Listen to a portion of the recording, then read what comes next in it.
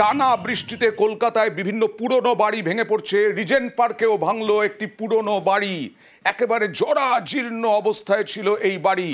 দেখুন সেই ছবি, টানা বৃষ্টিতে ভাঙলো বাড়ির একাংশ। রিজেন্ট পার্কে পরিত্যক্ত বিল্ডিং এর একাংশ ভাঙলো।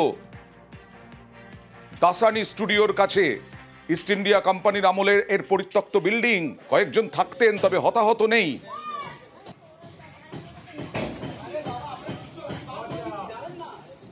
আমরা এখানে 50 বছর ধরে আছি এই পুরনো বাড়িতে।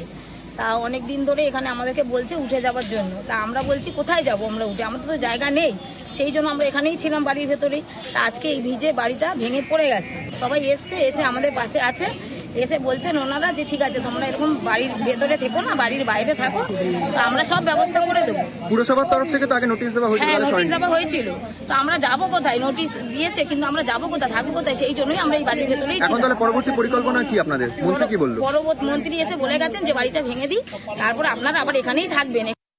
খুব বাঁচা বেঁচে গেলেন রিজেন্ট পার্কের এই বাড়ির বাসিন্দারা।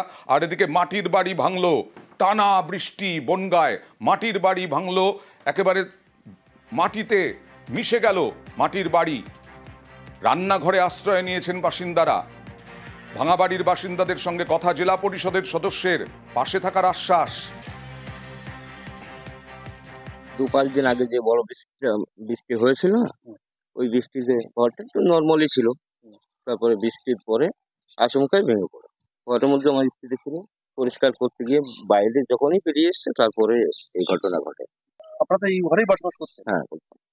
এটা কি বৃষ্টির চাপেই? হ্যাঁ, বৃষ্টির সাথে টালির চাল ছিল। আজকে শুভজিৎ স্যার এসছে, আমাদের গ্রামের প্রধান সাহেব এসছে, আমাদের ছেলে কাকু কালীপদ স্যার এসছে। ওনারা বলছেন যে ঘরের ব্যবস্থা করিয়ে দেবে, সবকিছু মানে সব আমাদের সঙ্গে আছেন। এটা আমরা এই ট্যাংরার শুটিয়ার এখানে এলাম। আমাদের এখানকারই একজন মানুষ, তার ঘর ভেঙে গেছে বৃষ্টিতে। আমরা সবাই এসেছি, আমাদের প্রধান সাহেব থেকে শুরু করে সমস্ত জনপ্রতিনিধি আছে, এখানকার মানুষ আছে।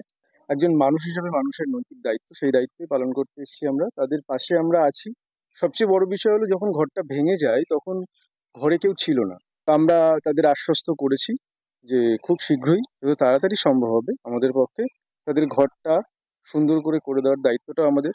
ওনাদের আশ্বস্ত করেছি যতটা সম্ভব হবে আমাদের পক্ষে আপনারা বলবেন, সব সময় আমরা সঙ্গে আছি, যেভাবেই সম্ভব সেভাবেই হেল্প করার সাহায্য।